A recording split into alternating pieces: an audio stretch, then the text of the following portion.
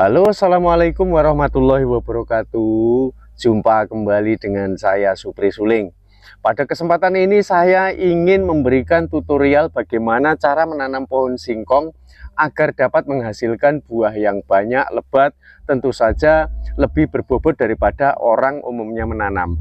Nah, ini sebelum saya menunjukkan umbinya seperti apa ya, ini kita pahami dulu jenis yang saya tanam. Ini adalah bibit unggul jenis singkong Jawa.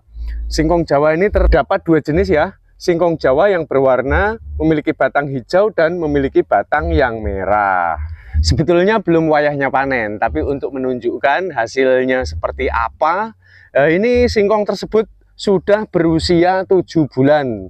Ini kurang lebih memiliki buah yang sudah lengkap seperti ini ya. Nah, rahasianya bagaimana supaya memiliki umbi yang selebat ini? Triknya itu kita harus memahami yang jelas. Yang pertama, tekstur tanahnya ini kita harus pergunakan tanah yang mawur. Lalu yang berikutnya, cara menanam singkong ini hendaknya jangan menancapkan terlalu dalam. Nanti 11 bulan ini sudah siap untuk kita panen.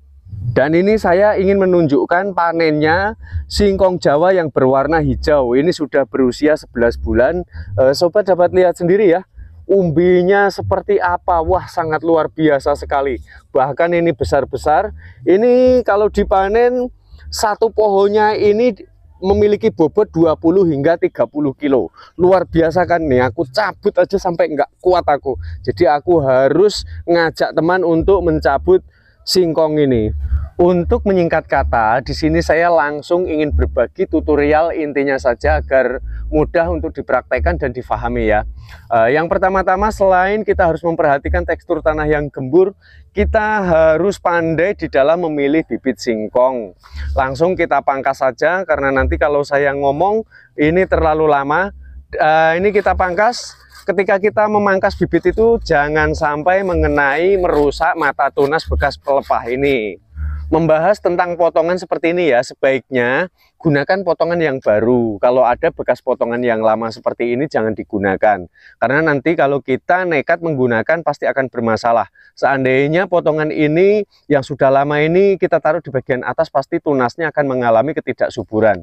Kalaupun berada di bagian bawah bekas potongan ini, maka akarnya akan sangat terhambat sekali pertumbuhannya. Jika orang biasa memotong bibit singkong ini menggunakan media sentimeter sebagai ukurannya, langkah yang tepat itu kita harus memperhatikan bekas pelepah ini. Jadi kita harus menghitung kebutuhan 1, 2, 3, 4, 5, 6, 7. Kita dapat menggunakan 7 mata tunas ataupun 8 saja.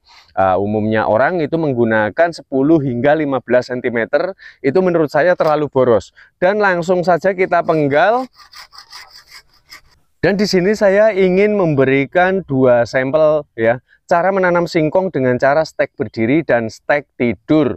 Masih sama tekniknya itu, kalau bedanya kalau dengan cara stek berdiri, jika sudah kita potong seperti ini, maka kita harus menandai terlebih dahulu mana bagian yang di bawah, yaitu dengan cara sistem pelukaan seperti ini. Agar nanti tujuannya apa? Tidak terbalik kita menancapkan ke media tanam. Lalu kita menghitung kembali ya, kita taruh dulu untuk yang stek berdiri. 1, 2, 3, 4, 5, 6.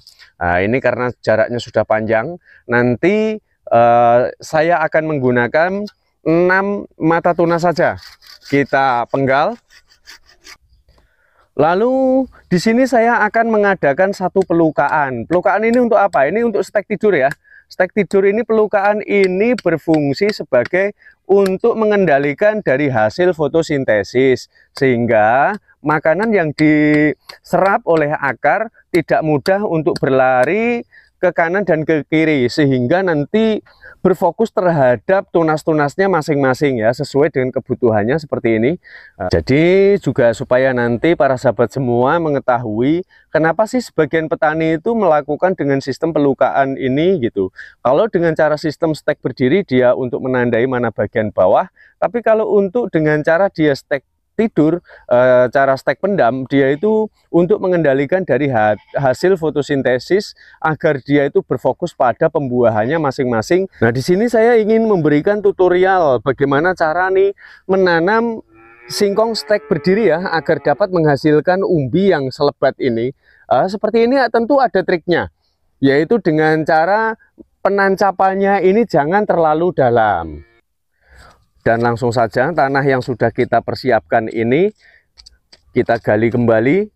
Lalu berapa ruas yang harus kita tancapkan ke dalam tanah? Kita cukup menghitung 1, 2, 3, 4. Jadi dari 3 hingga 4 mata tunas saja yang perlu kita tancapkan begini.